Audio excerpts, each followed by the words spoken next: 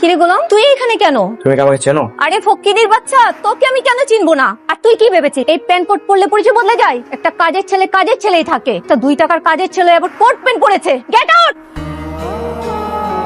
Who are you? Sabir সাহেব, উনি ম্যানেজারের চেয়ারে কি করছে? ম্যানেজার কোথায়? ম্যানেজার সাহেব, ইনি কে? ইনি এই রুমে কি করছে? আপনার চেয়ারে ওনার কি কাজ? স্যার, ম্যাডাম ওনাকে বসিয়েছে। ম্যাডাম বসিয়েছে মানে? স্যার, আপনি অসুস্থ ছিলেন তো, ফাতেমা ম্যাডাম বোধহয় কিছুটা পরিবর্তন করেছে। আমি 2 দিন কি অসুস্থ ছিলাম? মানে আমার অফিসের সব নিয়ম কানুন চেঞ্জ। আমি যেখানে যা রেখে গেছি সেটা সেখানেই থাকবে। এই mister, get out of my office. Manager সাহেব কি হয়েছে? দাউদ খানের এজেন্টরা আমাদের সব কাজে বাধা দিচ্ছে। বাধা তো দিবেই। আমি 2 দিন ধরে অসুস্থ, আমি নেই, বাধা তো দিবেই।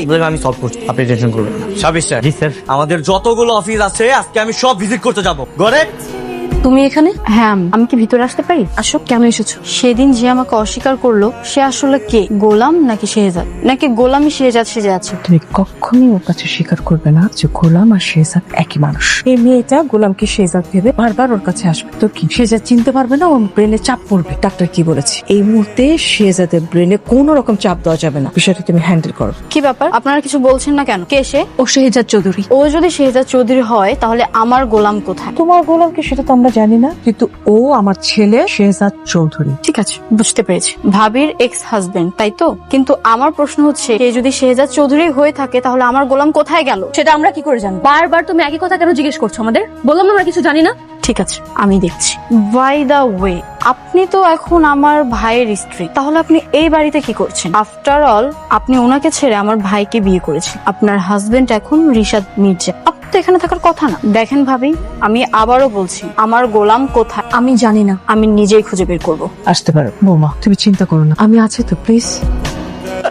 তুই কি করলি এটা? তুই কিছু হয়ে গেলে আমার কি হয়েছে রে মা? তুই আমার কথা ভাববি না? আপনারা গাড়ি থামানোর কি লাগে আমার উপর দিয়ে গাড়ি চালায় দেন? কি হয়েছে? আমরা গরিব মানুষ, আমরা তো বাইসে থাকার কোনো অধিকার নাই। আমি তো অসহায় মান, ভাইয়ের বিয়ে দিতে পারি না, টাকার নাই। কত টাকা লাগবে আপনাদের? লাগে তো মেলা টাকা, বিয়ার খরচ আছে, ঘরবাড়ি ঠিক করতে হইব, আবার জামাই রে অটো দিতে হইব। এত টাকা কই পাবো আল্লাহ জানে। বোন শোনো, তুমি কান্না করো না। আসলে তোমাদের মতো অসহায় বোনদের জন্যই তো আমি আছি শেহজাদ চৌধুরী, তাই না? সাবির সাহেব, এনজিও চেকটা আনুন তো। না বোন, এই চেকটা নাও, ব্যাংকে গেলে টাকা দিয়ে দিবে। 5 লাখ টাকার চেক আছে। যান, ধুমধাম করে আমার বোনের বিয়ে দেন, তুমি কোনো চিন্তা করবে না। আসি। ভাই, আমার বিয়েতে তুমি আসবে না? না, আমি আসবো, আমার বোনের বিয়ে বলে কথা। ভাই, আমি কিন্তু তোমার জন্য অপেক্ষা করবো, তুমি আইসো। অবশ্যই আসবো। টাকা পাইছি মা, এবার আমার মায়ের বিয়েটা হইব। আল্লাহ, কি ব্যাপার, শ্রেয়া কোথায়? রে তো ওই রুমে। যাক, ভালো হয়েছে। শ্রেয়া থাকলে তো তুমি আমার সাথে কথাই বলতে চাও না, আমার কাছে আসতে চাও না।